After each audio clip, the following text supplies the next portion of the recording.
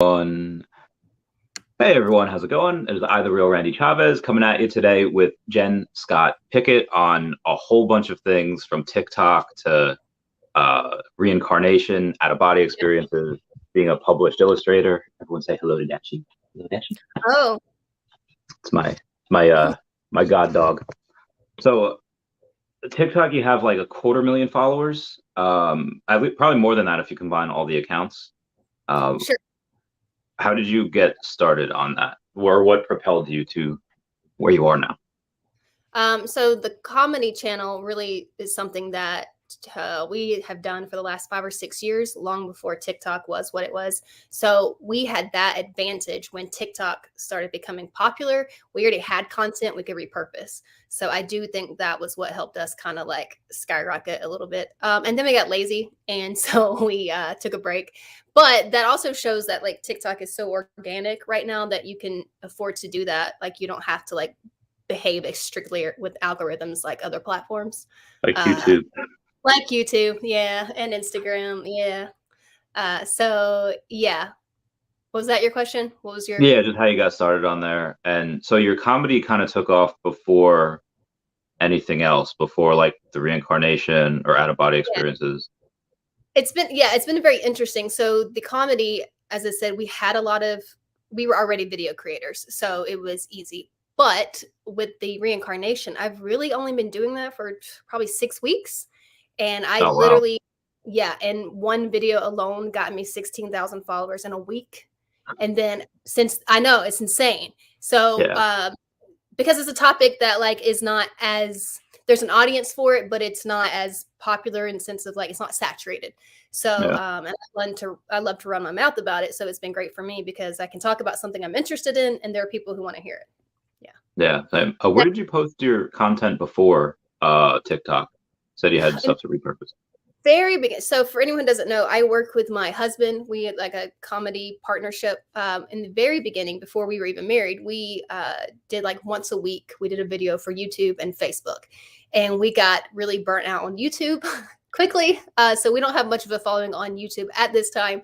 We just skyrocketed on Facebook first, and I already had as a writer about 10,000 on Twitter, so we just kind of used those two. And then Instagram was becoming popular, so we just kind of grew there.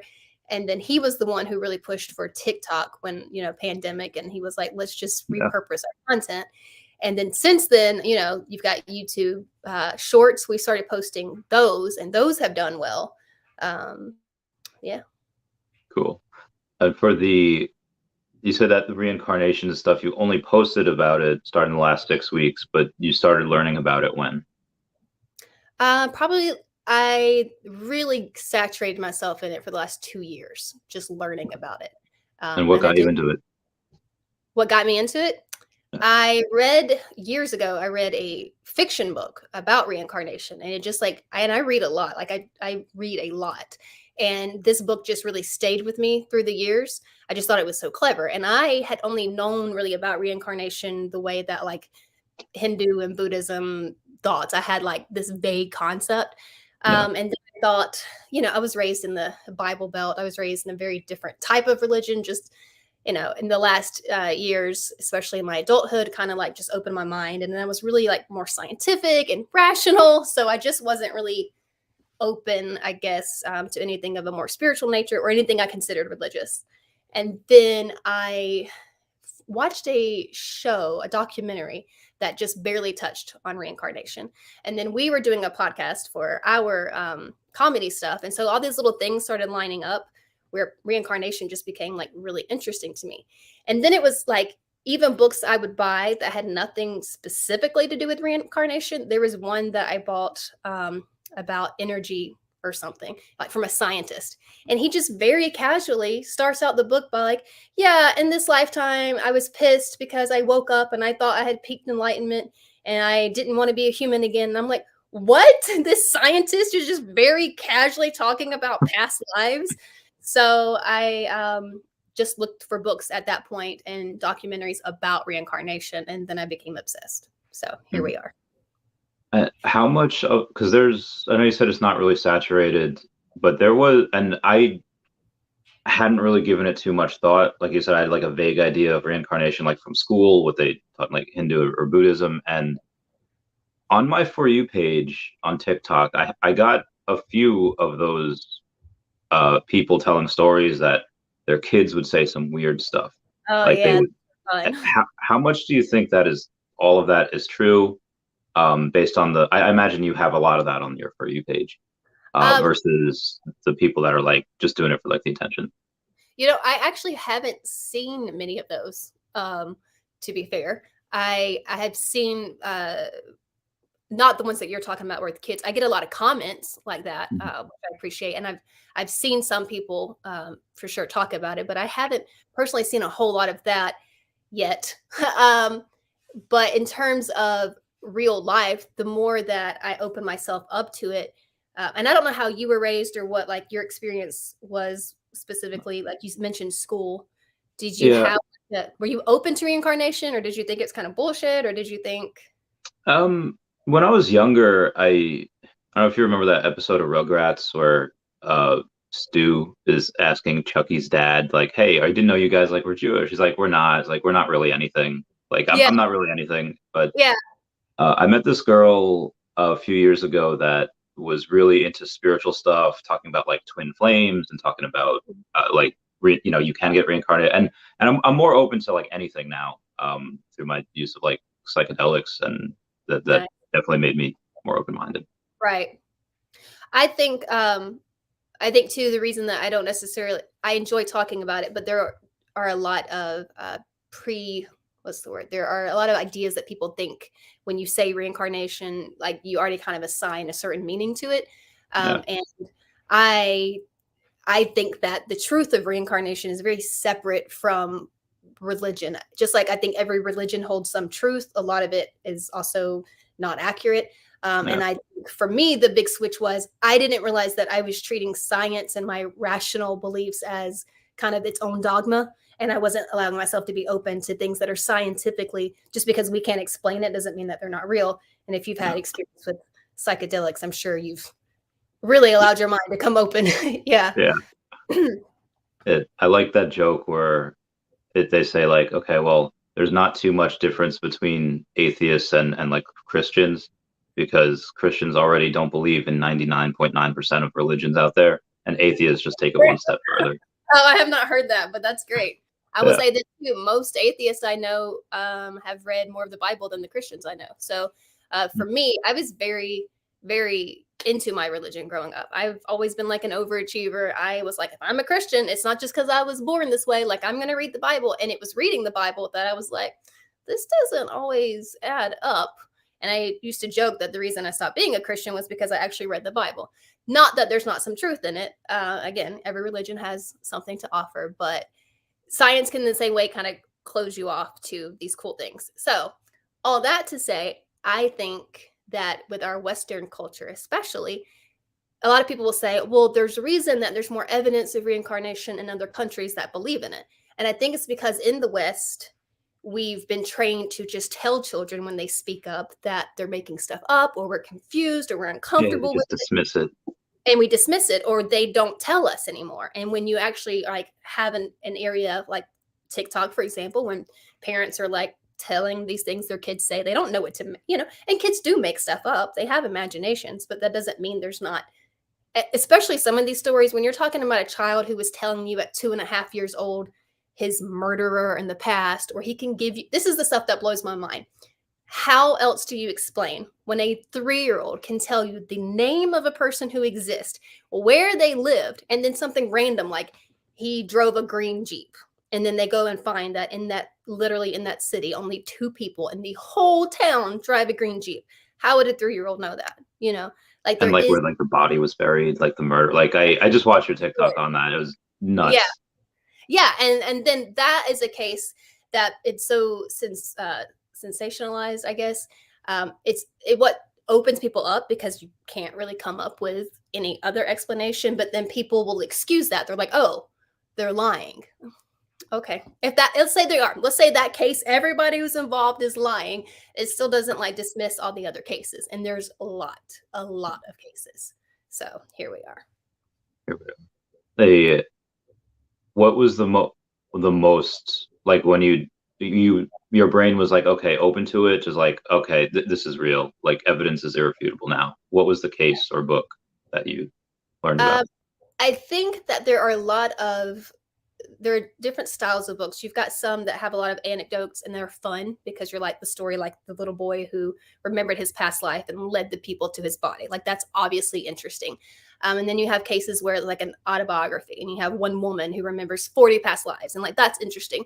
I think what really helped me was, I reference Dr. Ian Stevenson a lot on my TikTok because he has a book that literally doesn't just tell you stories that he's experienced. Like he breaks down his method of exploring and researching. So he tells you like the statistics and what it's like in this country and what the ratio of females to males and the likelihood of how many people are the same gender back to back and whether it affects this. And like he does such a good job of not like trying to convert anybody, but saying, why aren't we as scientists? Why are we just calling everybody liars? Why are we not saying we don't know? But something is going on here because what other explanation is it? And so as far as for me, coming from a more trying to be like cool and scientific, I thought, well, what other explanation? And maybe there is another explanation, but I can't think of one that makes more sense. Do you think that there's a possibility of us being it, like we're rendered like we're in a simulation or ones and zeros, and the people that are reincarnated are just people that are controlling us? It's like this is a game and they have more tokens. Oh, let me respawn in another life. Yeah. I don't pretend to know anything and to be closed off to anything. Because of my personal belief system, I don't know. Are you familiar with Jane Roberts or any of the Seth material? I don't think so. I'd love it if you could educate us on it. This was written in it really started in the late 60s and the 70s. And I believe that the author, she actually died in the 80s. So it's interesting to me that this even came across to me, but it's my favorite series. But this is where I get really woo-woo. And this is where people get they have a really hard time processing this. And okay. I get it. Because the author is a woman who, I guess the best word you could use would be that she'd be a channel or a medium, because she writes books, but the Seth person is a non-physical being who basically did his reincarnation cycles and is now helping us poor little humans remember things that we forgot and trying to explain type stuff. Okay, so she's the medium, or she's the channel for, you said Seth? For Seth, yeah. Okay. And he's I guess discarnate or non-physical being, for lack of a better word. So in that sense, if you believe people like him, the theory is not wrong. It's similar, but instead of it being, I guess, ones and zeros, instead of it being necessarily like a video game, it's more like your soul is way bigger than you think. And this is kind of a game, but it's not I don't know, like aliens fucking with us. It's like your soul was like, hey, I'm going to have these cool experiences and I'm going to create this avatar or whatever the word would be. And I'm going to also have multiple ones. And then when you die, it's not actually a big deal because I'm just going to create another one. Yeah. So Seth is kind of like Red Skull in Avengers Endgame, or I don't know if you saw it, where he guides others to a treasure that he cannot possess.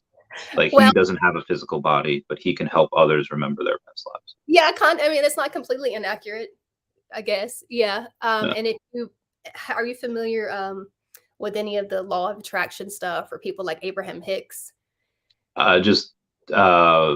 No, some laws of physics, but I think that's a little bit different. Tell me about it.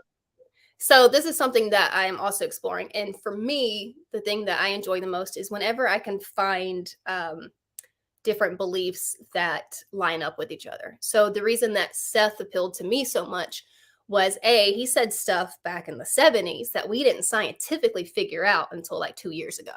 So, I'm like, that's what? I wish I could remember, but I'm not enough. I'm not cool enough to, I want to say that a lot of it had to do with DNA or biology type stuff. They're eventually you'll figure out this and you think it means that, and it's little stuff, but still for me, I was I would read that book and then I would Google it and it would be like, oh yeah, in 2019 they discovered, and I'm like, well, he was saying this shit way back when, right? Yeah. But what was really cool for me is he does talk about reincarnation, but he doesn't just specifically talk about that. So when you read his material, it all makes sense, like why you see ghost or why it does. Is it a simulation? He explains a lot of things that like tie in together, aliens, all this stuff, as opposed to it being lots of times if you have one belief system, you kind of close off others or Yeah. it doesn't explain it. And I like when I find something about reincarnation that lines up. Like when I read Dr. Ian Stevenson's book, everything that he studied scientifically lined up with the stuff that like somebody like Seth or Abraham Hicks has already said. So I'm like, yeah, it makes sense to me that like you can look at it from different facets and it all agrees. Yeah. So what is your take? Sorry. He also talks about Oh, parallel timelines. He talks about how like your past lives aren't actually in the past, that we have like a linear mentality, that there are probable selves, that there are alternate selves, that your past lives are happening at the same time, so it's like really intricate and way over my head half the time, but it makes sense to me that it should be over my head, that we should, our soul should be more advanced than we think we are. Yeah, no, I believe in that too. The many worlds theory, where you have different universes and different yous. Have you ever looked into quantum immortality? I'm not familiar with that phrase. I've definitely learned some things about like quantum physics, but like in small increments that my brain can process. So it's for people that believe in the many worlds theory, that think there's, like myself, that there's infinite amount of multiple universes, and there's multiple yous in those universes. And the quantum immortality theory is that if you've ever had like a near-death experience or something where you straight up you thought you died, but then suddenly you're not dead anymore. Like I see it a lot on Reddit, or like I've died in dreams and I woke up, and the theory is that if you died in a dream or died in wherever else and suddenly you're here, is that you did die in another universe and your consciousness moved into this right here, and you're going to be the last one of yourselves to die. Oh yeah, I mean that makes sense. I think again, I won't pretend to know like all of it or be an expert, but it does line up. When I say that he discusses all this stuff, he talks about the probable selves, he talks about dreams, he talks about and all of that adds up. So I think there's sometimes different answers. I think that your consciousness right now is so focused on this current physical experience, but if we allow ourselves to be open, then yeah, we're going to have the way that twins have this connection. You're going to have connections to other versions of you, and whether you consciously are like, oh, I just died, or you dreamed. Sometimes I think that it 100% is something that happened in another focal point of your life. Or sometimes if you believe some of these authors, then all of your dreams are precognitive, because the dream you is the real you, and that your physical expression is literally just the idea that the dream you had, and that when you go to sleep, you don't have those experiences the way you think you do, that right before you wake up, you download it, and it's your brains in this experience trying to make sense of it, but that it's like your soul or your other selves communicating with you. And sometimes it can be like you either did die in another lifetime and you're trying to take that information and use it here, or you're debating something. But it could also be a symbol. Sometimes it's not a literal, you know what I mean? That could be some things. It could be like the death or a big change in your life, But I've had dreams that are straight up random things. I predicted the World Series. I didn't even know they had a game that day. And I was like, oh, I dreamed the Braves won. I was like, oh, are they playing today? That's great. And they're like, yeah, we just won. I was like, cool. I think if you're paying attention, lots of times when I have a dream about somebody, I'll check in with them and they're like, oh my God, I dreamed about you too. And, like it, and you think, oh, it's coincidence. But like, how much is it and how far can we go with it? Yeah. Like at some point you can't really believe in the coincidences. They add up too much. Yeah.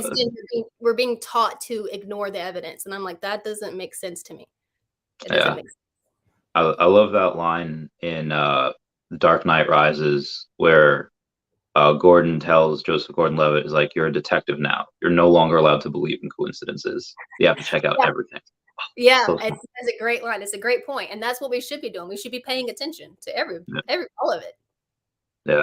I think that's something that has held every single profession back, where someone tries to talk about something and it goes against everything else, and suddenly like they're shunned. They've done it in like Mhm. archaeology, they've done it in like mapping, they've done it in clearly And what we're then years talking about. later, we're like, "Oh, sorry," but it takes more than one person like paying attention, and it sucks that so many people have to be like on the outside to change. There's a story that Dr. Stevenson talks about in his book, and I think it's probably like an old parable or something. But there's a farmer who works with cows and sheep and pigs all the time. He works with animals. And then a zoo comes to town, and he goes to the zoo for the first time, and he sees a camel, and he's staring at the camel, and he goes, "It doesn't exist. There's no such animal." And he walks away, refusing to believe that the camel exists because it doesn't look like the animals that he's been around. And that's what a lot of people are. I mean, like I even sometimes I get this comment all the time, and I really struggled with it. People, because I didn't understand it, people will comment and say, "Oh, that's not reincarnation. That's a devil, a demon trying to trick the kid." And I'm like, what? You believe in demons or ghosts, and that's okay. But the idea of reincarnation is so bizarre or evil, and I think it's just, they've been taught to believe. And what does a demon even benefit from whispering in a child's ear about a dead body? I'm like, what's Yeah, big plan of attack here? Like, how does the that help? demon helped solve a crime. Like, Right.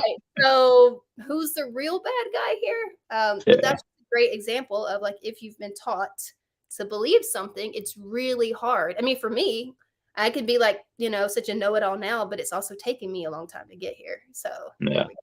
Yeah. not the same. So I don't know if you've ever seen Avatar: The Last Airbender, and yeah, have you? No, my sons have seen it, but I don't think I've actually ever watched it. Oh, it's so good. So it's about this kid that was raised by monks. He gets frozen in ice for like Oh, 100 I know years. what you're talking about. Yes, my son and my husband have talked about it several times, and they keep telling me to So watch it, good. but I have not watched it yet. It's Okay. so the Avatar gets reincarnated, like every time he dies, he gets reincarnated. Like there's four nations: there's Earth, there's water, there's air, there's fire. He'll get reincarnated into the next nation every time he dies, and they can communicate with their past lives. I was just wondering, like, if you thought that there was anything that they missed or some things that they were misrepresenting. But that's one of the only things in like Western cartoons that talks about that. So I was Yeah, wondering, yeah, we're it's really good. we're definitely just warming up to the idea in the Western world, I think, and Yeah, a lot of that is thankfully because of the internet, and people are willing to over. There are things that it's easy to overlook if you think you're the only one, yeah, but when you have documentaries and books, whether they're fiction or whether they're nonfiction, it still like makes it more normal to talk about. And then you see other people. Have you? There's this show that was like back in 2012, I think, called "The Ghost in My Child." Um, and what I I, don't like about it is they tried to make it like really creepy, and I think that's why it kind of bombed. Is because they really tried to make reincarnation. There's a dead person in my child, yeah, but the stories are all based in America of these kids who remembered their past lives. And there, lots of times, again, they can give you so many details that they have what you call a closed case because they can literally find the person that they're talking about. yeah. So I think that between that and people on Reddit or books, people comment, like they're all starting to like be more open to it. Whether we have all that to say, I don't think that everything, especially in anything that's fiction, is going to have like the most accurate portrayal. You usually have to look at what's in common across the board, like Yeah. whether fiction or not fiction. I do think that you can communicate with your past lives, or that I think the whole point of having multiple lives is to give your soul expansion. So it would make sense that you would, whether you are aware of it or not, that you still on some level have access to that information. And I think dreams or meditation or psychedelics are a great way to like tap into that. Yeah. We've just been I, trained. I try to think like is that so you've kind of, I don't know if you've mastered it, but you've talked about ways where you can induce or help yourself have out of body experiences. Is there Yeah. a way that you could do that for reincarnation? Like to talk to your past lives and try to tap into that? That's like the new area that I'm exploring, and I can't say that I have any direct experience on it. I can only base it off of other people. Even when like out of body experiences, I've definitely had some precognitive experiences. I've definitely had some ESP type experiences. I've had some lucid dreams, but I have not mastered any kind of astral projection or any kind of direct contact with the past life. I do think it's possible, 100%. Yeah. I was first introduced to that in a Goosebumps book where this kid, and it wasn't like the part that was like fiction, that was made to be fiction, that you could tell wasn't the astral projection part. That part was written as like, oh, hey, I'm just someone that can astral project. Like it was just a matter of fact. That's The great. fiction part of it was that he taught like his dog to do it, and the dog like could the physical dog could still hear him while he was an astral projection, but when the dog was also an astral projection, it couldn't. You said you've had some experience with it or been reading about it. Oh, there is a show that came out on Netflix fairly recently, in Her Eyes. Have you heard of it? You should check it out. Behind Her Eyes? Behind Her Eyes, maybe that's what it is. It was like a 6-part series, right? Yeah. Did you see it? Yeah, it was great. So I don't want to give away any spoilers, but the thing that made it so fascinating, I think, is actually not. I don't want to say not possible, because again, I'm not an expert, but based on my research, the element that is most scary to people about, for example, a lot of people are like, don't leave your body, somebody else will take it. And I'm like, I don't think so, because even though you are leaving your body, you're not really, because you would be dead. So what you're really doing is shifting your consciousness. So if you believe you're a soul and you've got different timelines and you've got past lives and they're all happening at the same time, it's really like you're just right now in this physical experience looking so focused, and you get comfortable, and then you can slowly like look a little bit. It's like when you first start driving and you're like, okay, I have to like keep my hands here and I'm going to focus, and then you get comfortable. So you're like, okay, well now I can order food and I can have just one hand. So I think your physical experience here, when you get that security and you learn to like expand your consciousness in whatever way, you can have these out of body experiences. And it's not because you're dead, and it's not because you're leaving your body vacant. That said, I know that people feel like they've jumped timelines and stuff. So maybe you are like either expanding your consciousness or switching. I mean, I think all of that's possible. I don't think that someone like a demon or someone can come possess you. I think that's a big fear that people have with something like out of body experiences. And I think that's fictionalized because it's entertaining, but I don't think it's true. And it was entertaining. That was so good. Those last few episodes, I was like, I think I watched it in 2 days. I could not stop. It was obsessive. It was very good. Yes. Yeah, I got this lady at the post office that just recommend, like I guess like her big thing is just watching Netflix, which is great because she's like, you got to watch this, you got to watch this. Like, yeah, all right, it was so good. So what about ghosts? How do they play? Are they stuck on like a field where they're punished and they're not allowed to be reincarnated? Can you tell how many people are? I think I think that our definition of ghost is such a broad term that covers so many different experiences, and it makes sense. We see like an apparition and I'm like, I don't know what the fuck that is, like, so it's like one broad umbrella. I think sometimes they're thought forms, which is it gets really freaky talking about this, but it's one of my current things I'm studying. So a great example is there is this author, I think in the 1800s, who lived in this house. This is a real guy who lived in this one house. Have you read the book or watched the movie, The Mothman Prophecies? No, but I love lore, like West Virginia Mothman stuff. Yeah. So Richard Gere plays in the movie, and it's a very like fictionalized version. So I had no idea when I got the book that it's nonfiction and that the book covers all kinds of stuff. Like, you should definitely check it out. He talks a lot about thought forms, and he tells this story about there was this author who lived in this house, and he like spent all day pacing and writing this one detective character like over and over for like years. He had the same character in every book, and it was very popular. Well, years later, people thought this house was haunted, and they always described the same guy, this like sleuth looking guy with a hat. And he's like, it wasn't a ghost. The person they described was fiction. But because he spent so much of his life thinking about this character, he was kind of in a not quite physical, not quite non-physical, like congealed in between state where people could interpret his energy, so they could literally see his thoughts as he this is mind blowing, right? So some of the things that people see, I think, are like a not quite physical manifestation, but like a congealed thought almost, especially if you obsess over something. Like supposedly, if you believe Seth, if you really wanted to be at the beach and you think about the beach, and I wish that was at the beach, there is a version of you that is like a thought form that people could see and not realize they're seeing a thought form. They could see you walking on the beach because you've obsessed over that so much. So I think sometimes ghosts are that. I think sometimes you're seeing glimpses of your past life or your future self, or other people's past lives, or you're seeing beings on a different plane who were like checking us out, and that wall has come down a little bit. And I think that there are sometimes people who are visiting, who are in between lives, but you also have to factor in that time is not real as we think it is. You know what I mean? Maybe you're seeing somebody that you think, oh, this person died in the 1600s and they've been stuck here for like hundreds of years. And I'm like, maybe they're still there in the 1600s, and time and You're space. just seeing, yeah. Yeah. So like, who knows, really? Like from a science perspective, things get crazy when you go micro, when you go super small. Like electrons are in two places at once. It exists. It doesn't exist at the same time.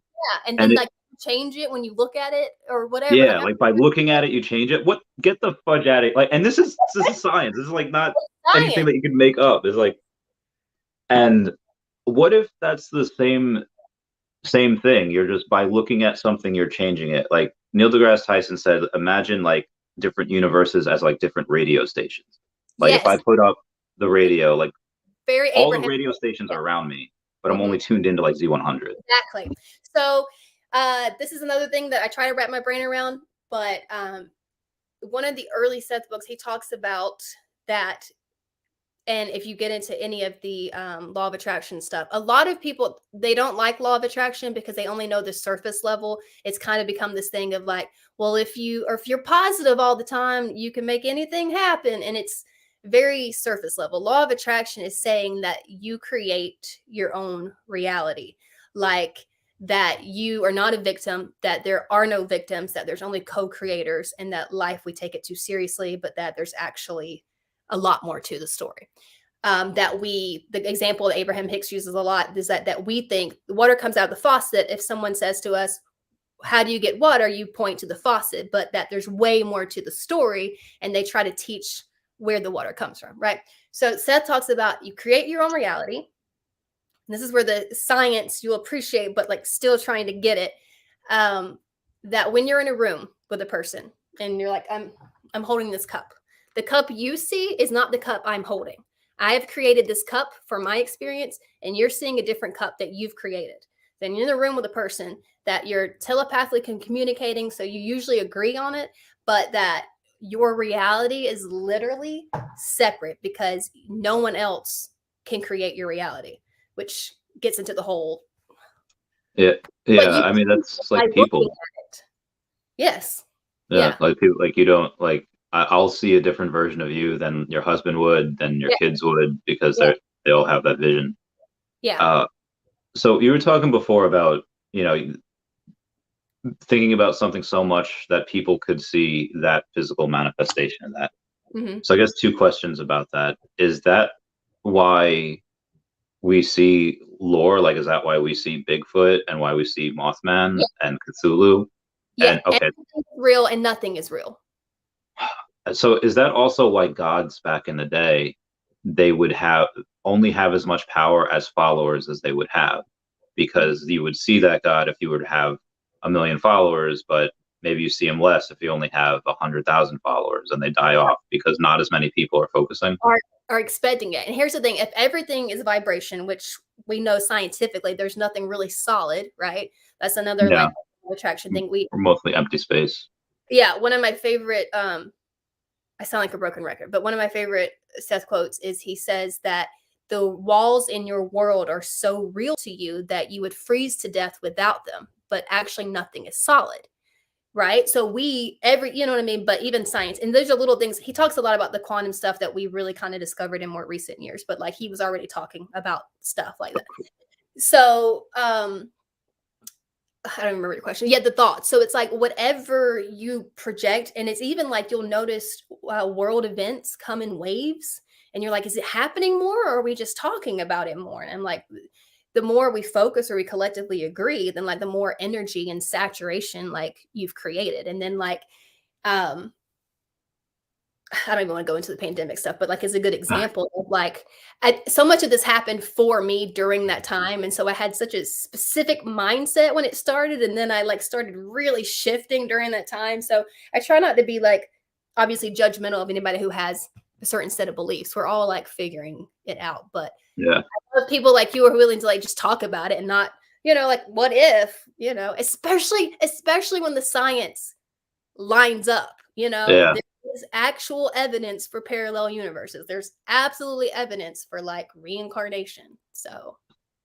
what do you make of the people that, like that could communicate with Seth, or the people that are talking about things that that science doesn't really prove or discover until years later, like Einstein's like theory of relativity and gravity, or Nikola Tesla's work with electricity? Do you think that maybe these people have, obviously they have a connection, but do you think it's the same like deity or thing? Like Nikola Tesla working with electronics, physics was with Einstein, and Seth was with this person. Why these people? Like, do we know why it happens? I think that my best guess is that I don't even want to say advanced souls, but it would make sense that like people who have been maybe not even here longer, but who have for whatever reason allowed themselves to be more open. So Yeah. the idea is that there is no new thought, but it's more about, well, you can create thoughts, but really every thought that has ever existed still exists. And it's like the radio station thing of like, you have to tune to it. And I think certain people, they focused on it so much that they just allowed themselves to be open to it. Yeah. Now we're talking about a specific thing with Tesla, for example. Like, I may not know, did he have like access to his past life or ever mention something about? He didn't, but he was just like, if you were to meet him, like if he was a person alive today, you'd be like, this guy is really weird and eccentric. Yeah. Like you'd think like he has like super like autism, like some type of like just, Yeah. but just the mind just worked in a different way. Yeah. Some people come with such a specific purpose and a goal. And you see that across the board, not just with scientists, but with athletes. We're all so unique in our personality traits, but like, I think one example he gives, for example, is that we wonder, why would a person be born a certain way? Like with life struggles, whether it's financial or a physical thing.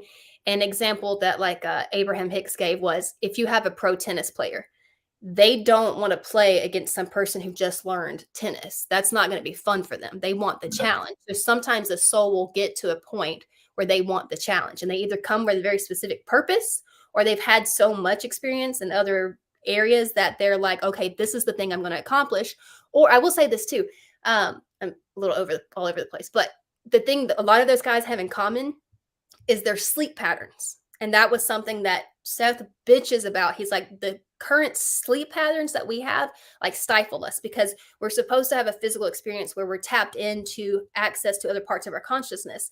And when we don't let ourselves like, I don't know, I'm trying to understand this, because I know that like sleep deprivation is a problem, but that if you've ever been without sleep, you have the hallucinate, Yes. like you're open a different way. I've also noticed with lucid dreaming that they tell you to wake up and take a break and then go back to sleep, because you enter a certain level of sleep that allows you to. So I think a lot of that, I think these people were able to like tap into or have more access to their intuition and not just their intellect. I think they were open, if that makes sense. So the warning behind waking up and then going back is not out of fear that you can get stuck there. It's just out of easier to. I think it's like training yourself to like blend so that you're using your intellect and your intuition and like tapping into your inner being or your soul or whatever because if your dreams are supposed to be communication or like other experience, listen, we could go really deep into this stuff. He says that like the way that somebody like Seth or Abraham Hicks is teaching us, or whoever these other famous people had access to some kind of spirit guide or whatever that was helping them, that we don't even realize that a part of our consciousness is doing the same thing for consciousness that's lower than us, but we're not even aware that we're doing it. And that there are people, have you ever heard of like, what's the word? Dual near-death experiences, or when like two people have the same near-death experience? It's like, sometimes it's the nurse that has the near-death experience with the patient. Sometimes two people in a car accident and one goes on and dies and the other one comes back. Like, those kinds of things, they're supposedly when we sleep that our consciousness is having real experiences. So if you dream about a person who's dead or a person that's in real life, you're probably actually having that experience on another plane with that person. I've done that on mushrooms. Yeah, I bet. Yeah, I bet. Yeah. But I think the same way that unlocks something in you, if we are more open in our daily lives, but also with our sleep patterns, that like we just kind of unlock something that's already there that we just kind of have blinders on, you know. And you can take an experience. I'm sure you don't have to do it every single day. You've had these experiences, but they shift how you see everything from that point. You don't have to wake up and do it, you know, every hour of the day for your brain to be more open. It's like you know how to find the radio station again. Yeah, that's a good point. I think also, and this is just kind of a working theory of mine, like when I had a conversation with my friend Sarah on mushrooms, but Sarah had died like a few years prior, and it was more like we saw each other, but we like communicated like telepathically. I think there's a way that you can not trap, or you can put at least part of your subconscious or who you were into like the ether or into wherever. Do you have any thoughts about that? Like purposely putting your subconscious somewhere just in case like you die, or in case you think that you won't be reincarnated? I think that, like I said earlier, no thoughts ever, they always exist. And so like even in like, the channel experiences, Seth would say that sometimes he was presently speaking through Jane Roberts, and then other times he said, it's hard for you to understand this, but like I put part of my consciousness here so that when she was ready to hold a session, it was almost like a recording, but it's more advanced than that, because it was still like able to have a conversation on the spot. If I were to just recorded this podcast, I don't know what you're going to ask, you know, but but a part of my consciousness, it would be like that, like, oh, I'm going to do a podcast today, but instead of being present, I'm going to send part of my consciousness there and it's going to communicate. So he would say that he would do that. And also I know that Jane Roberts, completely separate from that, has had interactions with famous artists and people she's written like biographies on people after they died that she experienced through their consciousness that they let her have access to, that they left on Earth. So 100%, I'm sure. It's kind of like this comment. Yes, the different planets, and absolutely. I just read this book. Now this is something I'm still trying to process also, but this book by Joan Grant. She's a woman who remembered over 40 past lives, but she was also not learning lessons for life from life. Now that isn't saying anything. She tells this story about her fiance died, and she was born like 1906, so she has like a long life history. Her fiance died, and when she got past her grief, she finally started seeing him in her dreams. She thought she was meeting him in this dream place, but it was the same place where like the leaves were always yellow, but not like autumn, but it was very earth-like, but you know, and she just thought she was having like a recurring dream with him. He finally told her, hey, you have to keep living as a human. I've decided to take a break from human life. I'm going to live here. And on this planet, it's newer. There hasn't been enough negative thought. So we don't have like insects that bite yet. And you don't arrive as a baby. You arrive like in your full size, but it's very similar to, so like 100%, like we can't even like really process the different levels. Something else Seth said was that like, we have like our 3-dimension, right? And we have like ours. So he can see that, but it's like the difference is he can see through ours, but like beyond him, there are levels that he hasn't graduated to, you know, like we're just so much than we think we are, because then we like panic. So how much of the world do we think has been reincarnated? Like if I, like, is there like a estimate on like, oh yeah, like 10% of the world I is think old everybody, souls. I think everybody that's alive has past lives. I don't know if that answers your question. People start wondering things like, how's the population growing then? And I think there's a lot of, and Ian Stevenson does a really good job of like answering that question. But I think sometimes we don't think it through in terms of an ancient soul can split up and become more than one. It's like as you expand, you may have more than one life, but not everybody has the same number of lives. But like Oh, you can that would make sense. meet yourself. Maybe right now there's a version of me that lives in Japan, and I'm like, I'll probably never meet this person in real life, but I want to have a life in. Why be limited to only having this living in Atlanta, Georgia in Yeah. 2022 when I could also live in Japan? And maybe there's a person to me that's in Australia, and also there's a version of me that's living in the 1600s, and other people are like, oh no, like, I think that there's a lot of ways to answer that, but I think every person that exists currently also exists somewhere else and has I had would, I think that'd be great. Like your soul gets so big, so powerful. Okay, like time to start. Like when a cell gets too big and then it goes through like what not metamorphosis, or it goes through not titration. When it splits, it gets too big and then it splits into yes. two. Yeah. I would like to have the opportunity to not just do that, but to see what it would be like in a game, like to go and put my life or a part of my life consciousness into like an NFT that's going to be in gaming. Like, have you gotten into NFTs or gaming yet? I'm trying. I don't have room in my brain right now. I know that I should be. I know that it's smart, but like, and my friend started a podcast on it, and it's Mhm. NFTs for beginners, and the podcast blew up. And I should really, if anybody in the world should know, it should be me. I'm not educated there yet. There's Maybe my life.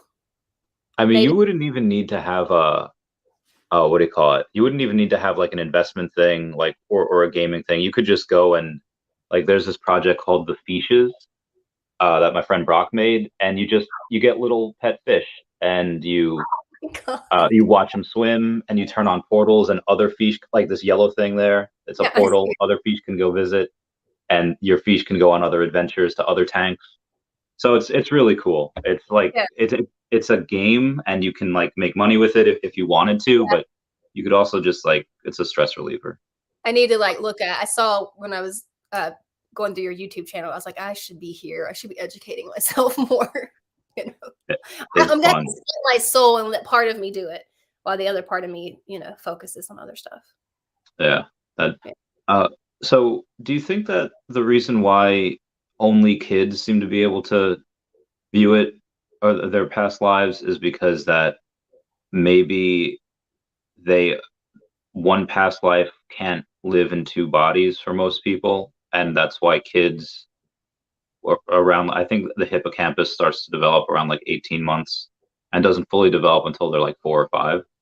Um, do you think that's why only kids, like young kids, can remember? Because as we develop our hippocampus, they only have room for this life, not the past. I think there are a lot of ways to enter that. I think there's a reason that kids traditionally, whether they remember past lives or not, we don't have our earliest memories as far as we know until we're over 3. But we even know that outside of past lives, that psychologists can tap into memories that existed before age 3. For like childhood trauma, they'll do like hypnosis or something. So those memories exist. We just, for Yeah. whatever reason, don't access them usually. There are adults who remember past lives. That's also a thing. I think that we're not supposed to remember our past lives. It would kind of be like it's too. You think about how big our soul is when we talk about the parallel lives and the probable selves and the thought forms and then the past lives. It's too much. Because a lot of these kids, when they do remember their past lives, it's usually they're really traumatic cases. They had a very traumatic death, and that's why I think part of it like comes and it affects their new life. But we're not really supposed to remember. It's kind of like when you're a painter, you don't want to use the same canvas over and over because it's just not going to be the same experience. You kind of want each life is supposed to be like a fresh canvas so that you focus on that. It doesn't mean you don't have access to it, but a lot of these kids, it's really difficult for them and the parents because they're emotionally attached to their last families, there's a kid that like all the time the kids are like, I miss my real mom, and that the parents, that sucks for them, and it sucks for, Yeah, it's gotta be awful. because then they're really, it's funny, but it's also sad. There are kids who are like, they're 2 or 3, but they're like, I want my wife Brenda in California, and this house is poor, and I don't want to live here. There's this one case, it's one of my favorites, even though, like, again, it shouldn't be funny, but there's this little 4-year-old who was murdered, and he knew the names of his murderers. And so he would go outside, and like, this is another country, but like, so they're like, they're way more open to the beliefs and stuff. But like, he would go outside as a little 4-year-old, and he would kick this post and like curse the sky and like know that he was going to get revenge. And it like dictated his whole, you know what I mean? No 4-year-old should be kicking a post talking about getting revenge on his murderer. So I don't think we're really supposed to.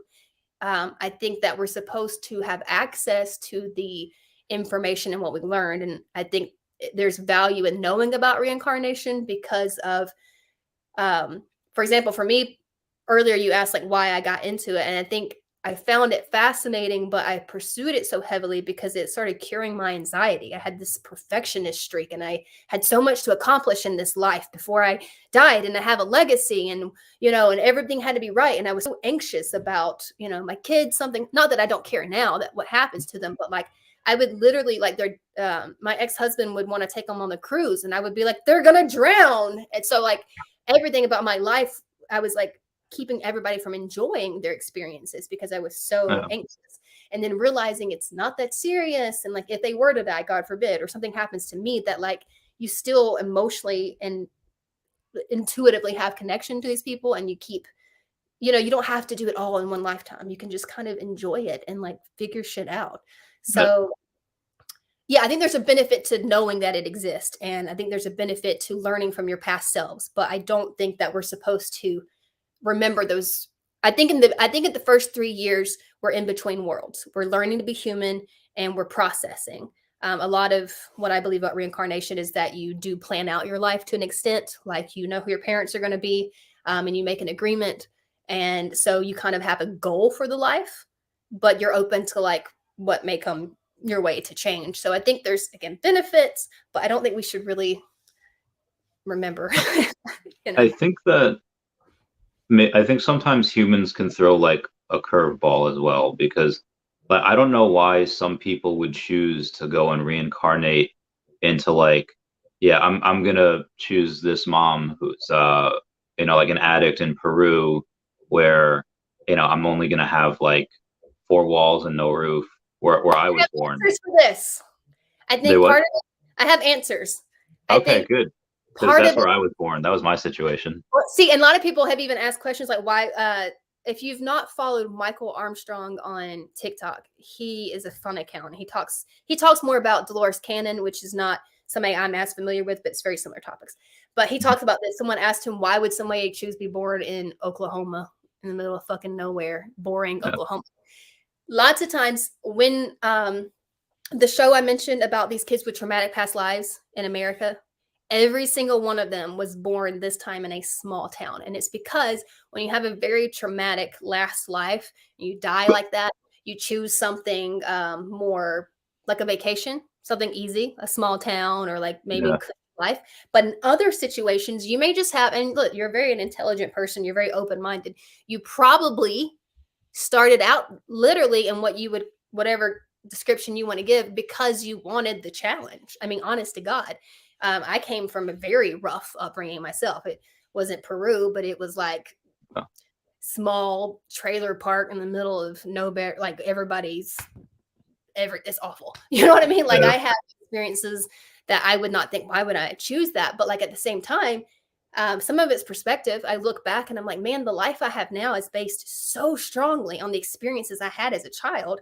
And I feel like, in this lifetime, I've benefited from it. So I'm sure that my soul was like, you know what, let's up the game. Or maybe you had a very cushy life. Sometimes people will do that. You know, it can be like you've lived lives being born rich. Maybe you want to know what it's like to like grow rich or to have a different experience. And if you don't feel like you've only got one shot, then you kind of have the freedom to like try different lives and different skin colors and different genders.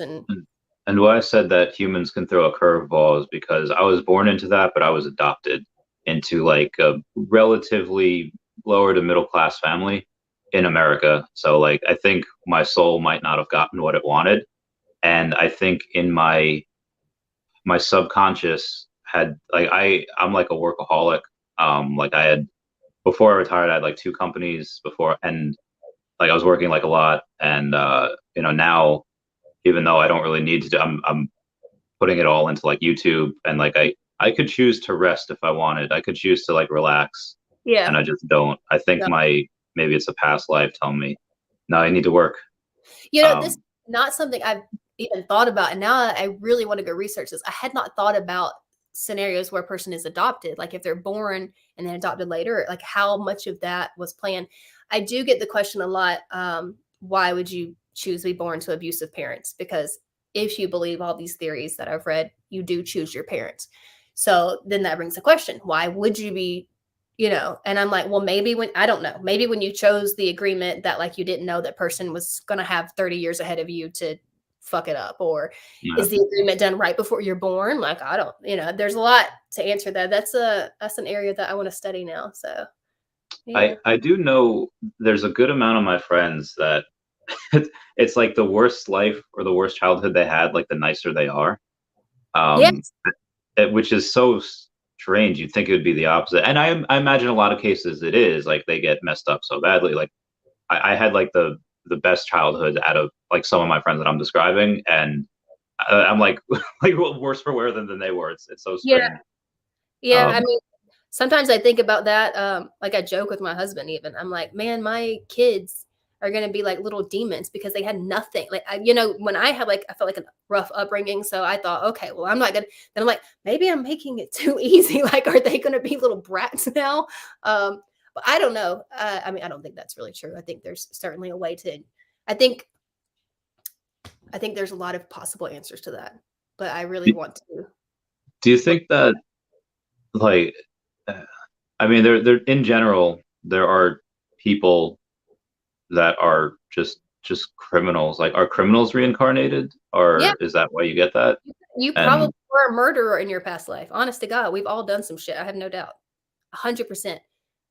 I think that a lot of our ideas of good and evil are really rooted in either our personal experiences. Like if you had an experience where maybe you were murdered by somebody of a certain color or gender, then maybe you have this tendency in this life to and I think that's where a lot of racism and nationalism and stuff comes from. But I think we all have done some shit, not just in this life, but in the past life. And we just are so obsessed with good and evil because of a lot of religious or cultural beliefs. And think about stuff like, in America, it may be like, oh, you have one man and one woman, and we're trying to like just be open to like letting gay people just live their lives, right? And then the idea of like having an open relationship would be like horrifying. But in other cultures, it's like, well, of course he's got 3 wives. Like, are you stupid? yeah. Spiritual for them. It's a spiritual thing, so like when you really open your mind to even what exists in our world today, and then you factor in like past lives and other planes, like none of us are actually, this gets really dark, but like I don't think that half the stuff that we think is so bad and evil actually is. We're all just learning, and we've all done shit, and none of us is actually superior. And that's the other thing with law of attraction that people gloss over and don't understand, that they're like, there is actually no good and bad, and there is no victim. You're all co-creators, and you could literally murder somebody, but the idea is that you can't murder anybody who wouldn't be willing to die. And then people get really pissed because you're like, that's victim blaming, which I get. But have you ever thought about scenarios, especially you have a serial killer, and so it's the same control, and that's the same person, right? But there's always one that gets away, right? Or there's more than one. And I'm certainly not like trying to like mock actual victims, but like there was a woman who, this is a true story. I did it. It's been a couple of years since I read the story, but she was like basically had her arms chopped off in his van. She was thrown over a cliff. She broke her leg, and she dragged her ass up the hill and fucking survived because she wasn't ready to go.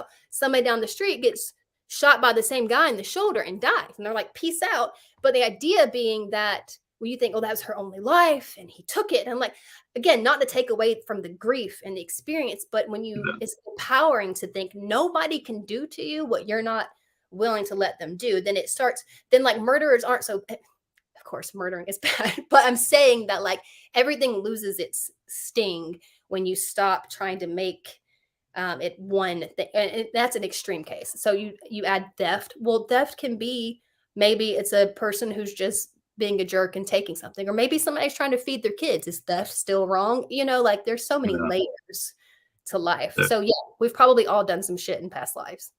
I've been very curious. Like I had a dream last night that I was like shot, but I like survived. And like I know it's like one of the worst things in the world, one of the most painful things. But I feel like I wonder what it's like. Like I wonder what it's like to die. I wonder what it's like to fight like a heroin addiction. And everyone says like, no, you don't. No, you don't. And like I get it. It's like the worst thing in the world, and it messes up people's lives. But I'm curious to see if I'm stronger than it.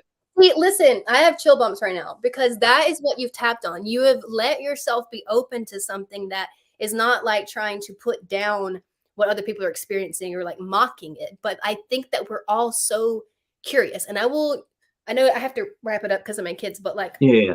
I think, for example, I'm not a gamer, but you are, right? I don't know what kind of games you play. My kids are really a lot of Nintendo games. Okay, yeah. See, so I have all boys, and they are like all into video games and stuff like that. And my two of my sons are really into like horror genre and stuff, and it's stuff that I've never tried to make them feel bad about, even though it's not something I'm into. I know that my kids are not evil little demons just because they like the Jason movies or whatever. That's what they're into. So a lot of people would be like, oh, you let your kids, when they were little, watch FNAF, or you let your kids play this thing or whatever. And I'm like, for them, it's creative expression. So just because I don't personally go play a video game where I want to kill somebody, anybody who plays a game where they do kill, are you a murderer just because you find some kind of creative thrill in it?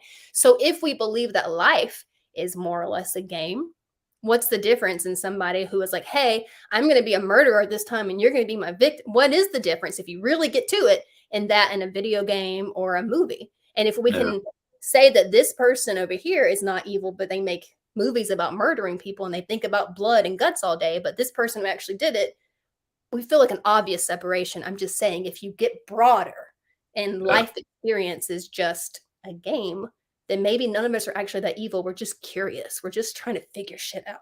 Yeah. I don't know. There's sometimes though in like Mario games where you rescue this baby penguin for the mother, and then she gives you a golden star, but she doesn't take the kid right away. So after the star appears, some people just drop the baby penguin off of like the cliff in front of the mom. But they got the star. Yeah. No.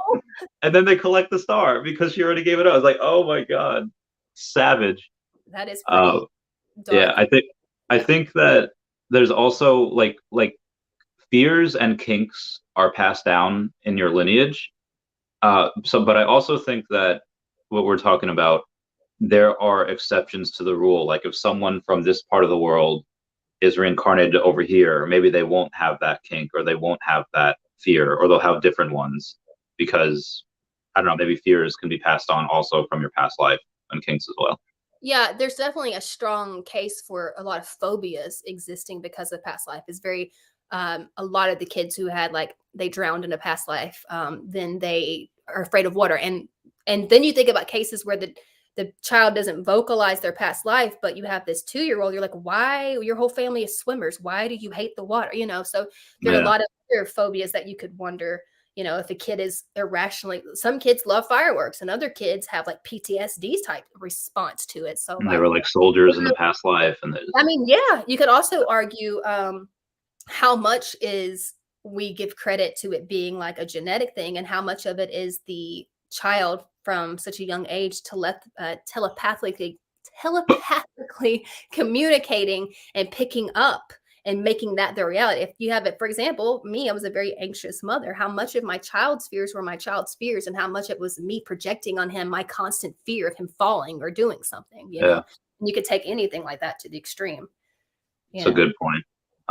So I know you got to go. Thank you so much for coming on with me. It's been so much fun. Yeah, check out the Fish. Check out the veve app, VEVE. Great for NFTs. Yeah. Okay. Okay. I will message you if I get that wrong. Okay. All right. Cool beans. If you need anything, let me know. Thank you for coming on. Yeah, I appreciate it so much. Yeah. Okay. All right. Thank you so much. You have a good one. You too. All right. Bye, guys.